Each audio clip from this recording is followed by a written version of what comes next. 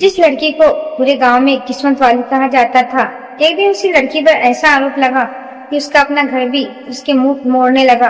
लेकिन किसी को नहीं पता था सच्चाई कुछ और ही है। और जब वह सच्चाई सामने आई तो कई लोगों की आंखें शर्म से झुक गई। राधिका अपने छोटे गांव की सीधी सादी लड़की थी। पिता का देहांत तब हो गया था जब वह केवल 8 साल की थी। उसकी माँ कमला लोगों के घर में काम करके घर चलाती थी। गरीब थी लेकिन ईमानदार और संस्कार की कोई कमी नहीं थी। राधिका पढ़ाई में बहुत तेज थी। उसका सपना था कि वह आगे पढ़े और अपनी माँ की सारी परेशानी दूर कर दे। लेकिन गांव की दुनिया सपनों से नहीं हालात से चलती है। जैसे जैसे राधिका बड़ी होने लगी, कमला की चिंता भी बढ़ती गई। एक दिन गांव के सम्मानित परिवार से रिश्ता आया। लड़के का नाम आदित्य था। वह मेहनती और समझदार था। उसके पिता नहीं थे और घर की सारी जिम्मेदारी उसी के कंधों पर थी। कमला ने बहुत सोच विचार किया और आखिरकार बेटी की शादी के लिए हाँ कर दिया। शादी सादगी से हुई और राधिका विदा होकर अपने नए घर आ गई। ससुराल में उसकी सास सावित्री देवी और 2 देवर थे। सभी ने उसका स्वागत बहुत प्यार से किया। कुछ ही दिनों में राधिका ने अपने व्यवहार से सबका दिल जीत लिया। वह सुबह सबसे पहले उठती, घर का काम करती और फिर थोड़ा समय पढ़ाई को भी देती। सावित्री देवी अक्सर पड़ोसियों से कहती, भगवान ऐसी बहू हर घर को दे। समय धीरे धीरे बीतने लगा। आदित्य और राधिका के बीच सम्मान और अपनापन बढ़ने लगा। दोनों एक दूसरे को समझते थे और बिना कहे एक दूसरे की भावना पढ़ लेते थे। घर में खुशियों का माहौल था, लेकिन खुशियां हमेशा एक जैसी नहीं रहती। एक दिन अचानक आदित्य के छोटे भाई विकास ने शहर में कारोबार शुरू करने की जिद पकड़ ली। उसने कहा कि अगर उसे कुछ पैसे मिल जाए तो वह बहुत बड़ा काम कर सकता है। आदित्य ने परिवार की बचत उसे दे दी। शुरुआत में सब ठीक चला, लेकिन कुछ महीनों बाद खबर आई कि कारोबार में भारी नुकसान हो गया है। घर की जमा पूंजी डूब चुकी है। यह खबर सुनते ही पूरे परिवार पर जैसे पहाड़ टूट पड़ा हो। सावित्री देवी रात रात भर जागने लगी। आदित्य पहले से ज्यादा मेहनत करने लगा। राधिका भी सबको संभालने की कोशिश करती रही, लेकिन उसे नहीं पता था कि असली तूफान अभी आना बाकी है। एक शाम गांव के एक आदमी ने घर आकर ऐसी बात कही जिससे पूरे परिवार को हिला दिया। उसने दावा किया कि घर के नुकसान के पीछे किसी बाहरी व्यक्ति का नहीं, बल्कि घर के ही किसी सदस्य का हाथ है। यह सुनते ही सब हैरान रह गए।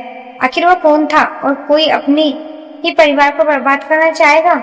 उसी रात राधिका ने आंगन में किसी को धीरे धीरे बात करते सुना। जब वो आवाज की दिशा में बढ़ी तो सामने जो दृश्य दिखा उसे देखकर उसके पैरों तले जमीन खिसक गई। राधिका ने जैसे ही आंगन के पीछे वाले हिस्से में कदम रखा, उसकी धड़कन तेज हो गई। वहां अंधेरे में 2 परछाई खड़ी थी। वह धीरे धीरे आगे बढ़ी, तभी उसे आवाज सुनाई दी। अगर यह बात घर वाले को पता चल गई तो सब खत्म हो जाएगा। यह आवाज विकास की थी। राधिका चौंक गई। वह और करीब जाने ही वाली थी कि अचानक उसका पैर एक सूखी टहनी पर पड़ गया। चटक की आवाज सुनते ही दोनों परछाई भाग गई। राधिका उन्हें पहचान नहीं पाई। पूरी रात उसकी आंखों में नींद नहीं आई। आखिर विकास किससे मिल रहा था और कौन सी बात छिपाने जा रहा था? अगले दिन उसने किसी ने से कुछ नहीं कहा। वह पहले सच्चाई जानना चाहती थी। उधर घर की आर्थिक हालत बिगड़ती जा रही थी। आदित्य दिन रात मेहनत कर रहा था, लेकिन कर्ज कम होने का नाम ही नहीं ले रहा था। एक दिन सावित्री देवी की तबीयत अचानक खराब हो गई। डॉक्टर ने कहा कि उन्हें चिंता से दूर रखना होगा। घर का माहौल और भारी हो गया है। उसी दौरान राधिका ने एक और अजीब बात नोटिस की। विकास अक्सर रात को चुपचाप घर से निकल जाता था। एक रात उसने उसका पीछा करने का फैसला किया। विकास गांव के बाहर पुराने बस स्टैंड के पास पहुंचा। वहाँ एक आदमी पहले से इंतजार कर रहा था। दोनों से पैसे को लेकर बहस होने लगी। तभी उस आदमी ने गुस्से में कहा, अगर अगले हफ्ते तक पैसे नहीं मिले तो मैं सबको बता दूंगा कि नुकसान कैसे हुआ था। यह सुनते ही राधिका का दिल बैठ गया। अब उसे यकीन हो गया था कि कारोबार में हुआ नुकसान कोई हादसा नहीं था, इसके पीछे कोई बड़ा राज था। लेकिन असली झटका उसे तब लगा जब उसने उस आदमी का चेहरा देखा। वह गांव का ही महाजन था जो लोगों को ऊंचे ब्याज पर पैसे देता था। राधिका चुपचाप घर लौट आई। उसे समझ नहीं आ रहा था कि वह क्या करे। अगर उसने बिना सबूत के किसी पर आरोप लगाया तो परिवार टूट सकता है, लेकिन अगर वह चुप रही तो सब बर्बाद हो सकता है। अगले ही दिन घर में एक और मुसीबत आ गई। महाजन खुद घर पहुंच गया। वो सबके सामने पैसे मांगने लगा। आदित्य हैरान रह गया क्योंकि उसने कभी उससे कर्ज नहीं लिया था। महाजन ने कहा कि विकास के उसके नाम पर बहुत बड़ी रकम उधार ली थी। यह सुनकर पूरे घर में सन्नाटा छा गया। विकास सिर झुकाकर खड़ा था। पहली बार आदित्य की आंखों में अपने भाई के लिए गुस्सा दिखाई दिया। लेकिन कहानी यही खत्म नहीं होने वाली थी। असली सच तो अभी आना बाकी था। महाजन के जाने के बाद घर में ऐसा सन्नाटा छा गया जैसे किसी ने खुशियों की आवाज छीन ली हो। आदित्य गुस्से से लाल था। उसने पहली बार विकास पर हाथ उठाने के लिए हाथ आगे बढ़ाया, लेकिन तभी सावित्री देवी बीच में आ गई। नहीं बेटा, पहले इसकी बात तो सुन लो। आदित्य ने गुस्से में कहा, अब क्या सुनना बाकी रह गया माँ? इसने हमारे भरोसे को तोड़ दिया है। विकास की आंखों से आंसू बहने लगे। वह जमीन पर बैठ गया। राधिका पहली बार उसे इस तरह टूटा देख रही थी। कुछ देर बाद विकास कांपती आवाज में बोला, भैया मैंने पैसे अपने लिए नहीं लिए थे। आदित्य ने तान मारते हुए कहा, तो क्या पूरे गांव के लिए लिए थे? विकास ने सिर झुका लिया। फिर उसने कहा, उसे सुनकर सबकी आंखें फैल गई। मैंने वह पैसे किसी को बचाने के लिए लिए थे।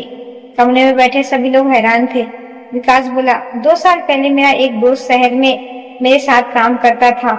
एक हादसे में उसके पिता की मौत हो गई। घर में उसकी माँ और छोटी बहन रह गई। उन पर बहुत कर्ज था। मैं उन्हें बर्बाद होते नहीं देख सकता था। मैंने मदद करनी शुरू की। आदित्य गुस्से में बोला, मदद करने के लिए पूरे घर को कर्ज में डुबा दोगे? विकास चुप हो गया। तभी राधिका ने महसूस किया कि शायद कहानी अभी पूरी नहीं हुई है। विकास ने आगे कहा, मैंने सोचा था कारोबार से मुनाफा होगा तो सब पैसे वापस कर दूंगा, लेकिन घाटा हो गया। फिर कर्ज बढ़ता चला गया। सावित्री देवी की आंखों से आंसू बह निकले। उन्हें अपने बेटे पर गुस्सा भी था और दया भी आ रही थी। लेकिन तभी दरवाजे पर किसी ने दस्तक दी। बाहर एक युवती खड़ी थी। उसकी उम्र लगभग राधिका जितनी थी। वह घबराई हुई लग रही थी। विकास उसे देखकर चौंक गया। तुम यहाँ? उसने पूछा। लड़की के आंखों में आंसू थे। उसने कहा, अब सच छिपाने से कोई फायदा नहीं है। सभी लोग उसे हैरानी से देखने लगे। लड़की ने बताया कि वही वह परिवार था जिसकी मदद विकास कर रहा था। लेकिन उसके बाद उसने जो कहा, उसके सबके पैरों तले जमीन खिसक गई। जिस कर्ज को विकास अपना समझ रहा था, वो असल में उसका नहीं, उसे धोखा दिया गया था। आदित्य ने पूछा, क्या मतलब? लड़की ने कहा, जिस आदमी ने विकास को पैसे दिए थे, उसने झूठे कागज बनाकर रकम कई गुना बढ़ा दी। असली कर्ज बहुत कम था। यह सुनकर सब हैरान रह गए। मतलब विकास ने गलती जरूर की थी, लेकिन उसे किसी ने फंसाया भी था। अब सवाल यह था कि वह आदमी कौन था और उसने ऐसा क्यों किया। उसी समय राधी को अचानक एक बात याद आई। उसे वह चेहरा याद आ गया जिसे उसने उस रात अंधेरे में देखा था। उस चेहरे को पहचानते ही उसके शरीर में सिरहन दौड़ गई, क्योंकि वह कोई बाहरी आदमी नहीं था, बल्कि ऐसा व्यक्ति था जिस पर इस घर को सबसे ज्यादा भरोसा था। राधिका की आंखों के सामने उस रात का दृश्य घूमने लगा। अंधेरे में चेहरा साफ दिखाई नहीं दिया, लेकिन अब उसे सब याद आ रहा था। वह आदमी कोई बाहरी नहीं था। वह आदित्य के पिता के पुराने मित्र हरिराम चाचा थे, जो वर्षों से इस परिवार के सुख दुख में साथ खड़े दिखाई देते थे। सावित्री देवी उन्हें परिवार का सदस्य ही मानती थी। जब राधिका ने उनका नाम लिया तो किसी को विश्वास ही नहीं हुआ। आदित्य तुरंत बोला, यह नामुमकिन है। हरिराम चाचा ऐसा कभी नहीं कर सकते। लेकिन राधिका चुप नहीं रही। उसने उस रात सुनी हुई बातें भी सबको बता दी। अब घर के सभी लोग असमंजस में थे। उधर विकास भी सोच में पड़ गया, क्योंकि कर्ज दिलाने वाला आदमी भी हर बार हरिराम का नाम लेकर ही उससे मिलता था। अगले दिन आदित्य और विकास सच्चाई जानने निकल पड़े। कई घंटों की खोजबीन के बाद उन्हें कुछ ऐसे कागज मिले जिन्होंने सब कुछ बदल दिया। उन कागज में असली रकम और नकली रकम दोनों दर्ज थी। अब यह साफ हो चुका था, किसी ने जानबूझकर कर्ज को कई गुना बढ़ाकर दिखाया था। लेकिन जब वे हरिराम के घर पहुंचे, वहाँ ताला लगा हुआ था। पड़ोसी ने बताया कि वह सुबह सुबह कहीं चले गए हैं। यह सुनकर शक और गहरा हो गया। उधर घर में राधिका सावित्री देवी को संभाल रही थी। तभी एक बुजुर्ग महिला मिलने आई। वह हरिराम की बड़ी बहन थी। उन्होंने जो बात बताई उसे सुनकर राधिका के हैरान रह गई। उन्होंने कहा, हरिराम बुरा आदमी नहीं है बेटा, लेकिन पिछले कुछ सालों से वह किसी के दबाव में है। राधिका ने पूछा, किसके दबाव में? बुजुर्ग महिला ने जवाब दिया, उसके अपने बेटे के। अब कहानी एक नए मोड़ पर पहुंच चुकी थी। पता चला कि हरिराम का बेटा शहर में गलत लोगों के साथ जुड़ गया था। उसने भारी कर्ज ले रखा था। उन लोगों से बचने के लिए वह लगातार पैसे जुटा रहा था। हरिराम अपने बेटे को बचाने के लिए गलत रास्ते पर चल पड़ा था। शाम तक आदित्य और विकास घर लौट आए। उनके चेहरे पर चिंता साफ दिखाई दे रही थी। तभी अचानक गांव के चौकीदार ने आकर खबर दी कि हरिराम को सड़क किनारे घायल अवस्था में पाया गया। यह सुनते ही सब लोग अस्पताल की ओर दौड़े। अस्पताल में हरिराम की हालत गंभीर थी। होश में आते ही उनकी आंखों में आंसू बह निकले। उन्होंने आदित्य का हाथ पकड़ लिया और कहा, बेटा मुझसे बहुत बड़ी गलती हो गई। कमरे में मौजूद सभी लोग स्तब्ध है। हरिराम ने स्वीकार किया कि उसने ही नकली कागज बनवाए थे, लेकिन इससे पहले कि वह पूरी बात बता पाता, उसकी सांसें तेज चलने लगी। डॉक्टर उन्हें अंदर ले गए। अब सबके मन में एक ही सवाल था, क्या पूरी सच्चाई सामने आ पाएगी और क्या इस परिवार पर छाया संकट सचमुच खत्म होगा। लेकिन किसी को नहीं पता था कि सबसे बड़ा झटका भी बाकी है, क्योंकि जिस व्यक्ति का नाम हरिराम बताने वाले थे वह इस कहानी का सबसे अप्रत्याशित किराएदार निकलने वाला था।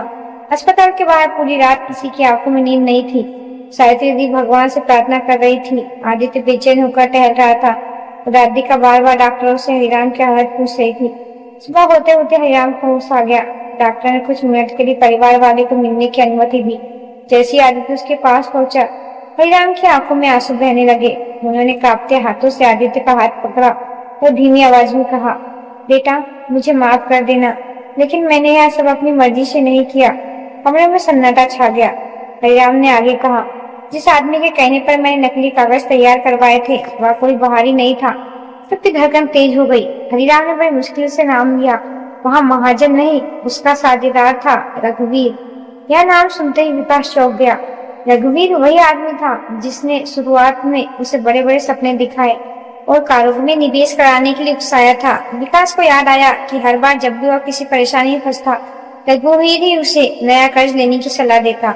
अब सारी बात धीरे धीरे साफ होने लगी थी। रघुवीर ने पहले विकास को फंसाया कि नकली कागज बनाकर कर्ज बढ़ाया गया और बाद में पूरे परिवार की जमीन हड़पने की योजना बना ली। लेकिन असली झटका भी बाकी था। हरिराम ने बताया कि रघुवीर की नजर शुरू से ही आदित्य के खेत और घर पर थी। वह जानता था कि अगर परिवार कर्ज में डूब जाए तो एक दिन मजबूरी में सब कुछ बेच देगा। इसलिए उसने बहुत सोच समझ कर यह जाल बिछाया था। यह सुनते ही आदित्य की मुट्ठी भीज गई। इतने सालों की मेहनत, परिवार का विश्वास और घर की खुशियां किसी के लालच का शिकार बन गई थी। उसी समय पुलिस भी अस्पताल पहुंची। हरिराम ने अपने बयान में सारी सच्चाई बता दी। अब रघुवीर के खिलाफ कार्रवाई शुरू हो चुकी थी। लेकिन उसी शाम एक और खबर आई जिसने पूरे परिवार को हिला दिया। रघुवीर अपने घर से गायब था। कोई नहीं जानता था कि वह कहाँ गया। पुलिस उसकी तलाश कर रही थी। गांव में तरह तरह की बातें होने लगी। कुछ लोग कह रहे थे कि वह शायद भाग गया है, तो कुछ का कहना था कि वह सीमा पार निकल चुका है। उधर घर में पहली बार उम्मीद की किरण दिखाई देने लगी थी। सावित्री ने वर्षों बाद चैन की सांस ली। विकास खुद को दोषी मान रहा था, लेकिन आदित्य ने उसके कंधे पर हाथ रखकर कहा, गलती हुई है, लेकिन अब हमें मिलकर उसे सुधारना है। विकास की आंखों में आंसू निकल पड़े। राधिका यह सब देख रही थी। उसे लग रहा था कि शायद अब सब ठीक हो जाएगा। लेकिन अगले ही दिन सुबह पुलिस की जीप घर के बाहर आकर रुकी। एक अधिकारी तेजी से अंदर आया और बोला, हमें तुरंत आदित्य जी से बात करनी है। आदित्य घबराकर बाहर आया। अधिकारी ने कहा, रघुवीर मिल गया है, लेकिन उसके पास से कुछ ऐसे दस्तावेज मिले जिससे पता चलता है कि इस पूरे खेल की शुरुआत आज से नहीं बल्कि कई सालों पहले हुई थी। यह सुनकर सभी लोग एक दूसरे का चेहरा देखने लगे। आखिर वो दस्तावेज में ऐसा क्या था और कौन सा नया सच सामने आने वाला था? जवाब ऐसा था जिसकी किसी ने कल्पना भी नहीं की थी। पुलिस अधिकारी की बात सुनकर पूरे घर की सांसें थम गई। आदित्य ने तुरंत पूछा, ऐसे कौन से दस्तावेज मिले हैं? अधिकारी ने फाइल खोलते हुए कहा, इन कागजों से पता चलता है कि रघुवीर कई वर्षों से गांव के सीधे साधे लोगों को अपने जाल में फंसा रहा था। लेकिन इस बार उसके जिस परिवार को निशाना बनाया उसे अंदाजा नहीं था कि सच एक दिन सामने आ जाएगा। सब लोग थाने पहुंचे। वहाँ रघुवीर पुलिस हिरासत में बैठा था। उसके चेहरे पर पहले जैसा घमंड नहीं था। पुलिस ने 2 दस्तावेज दिखाए। उन्हें देखकर सब हैरान रह गए। उन कागजों में कई परिवार के नाम थे जिन्हें झूठे कर्ज और फर्जी दस्तावेज के सहारे बर्बाद करने की कोशिश की गई थी। आदित्य का परिवार उनसे सिर्फ एक था। जांच आगे बढ़ी तो पता चला कि विकास के कारोबार में असली घाटा बहुत कम हुआ। नुकसान को जानबूझकर बड़ा चढ़ाकर दिखाया गया ताकि परिवार डर जाए और अपनी जमीन बेचने पर मजबूर हो जाए। रघुवीर को विश्वास था कि एक दिन वह पूरे खेत और घर पर कब्जा कर लेगा, लेकिन उसकी योजना पूरी होने से पहले ही सच्चाई सामने आ गई। कुछ ही हफ्तों में अदालत में सुनवाई शुरू हो गई। हरिराम ने भी अपनी गलती स्वीकार कर ली। उन्होंने कहा कि बेटे को बचाने की कोशिश में उन्होंने गलत रास्ता चुन लिया था। उनकी आंखों में पछतावा साफ दिखाई देता है। अदालत ने रघुवीर को सजा सुनाई और जिन लोगों को नुकसान पहुंचाया गया उन्हें न्याय दिलाने का आदेश दिया। धीरे धीरे परिवार की जिंदगी भी पटरी पर लौटते आई। विकास ने ठान लिया अब वह कोई भी फैसला जल्दबाजी में नहीं करेगा। उसने मेहनत से नया काम शुरू किया। इस बार आदित्य और राधिका भी उसके साथ खड़े थे। कुछ महीनों बाद कारोबार चल निकला। घर में फिर खुशियां लौटने लगी। एक शाम सावित्री देवी आंगन में बैठी थी। उनकी नजर राधिका पर पड़ी जो पूरे घर के लिए चाय बना रही थी। सावित्री देवी की आंखें भर आई। उन्होंने राधिका को अपने पास बुलाया और कहा, बेटी, अगर इस घर को किसी से टूटने से बचाया है तो वह तुम हो। जब हम सब घबरा गए तब तुमने हिम्मत नहीं छोड़ी। राधिका मुस्का दी। उसने कहा, माँ, परिवार साथ हो तो मुश्किल भी छोटी लगने लगती है।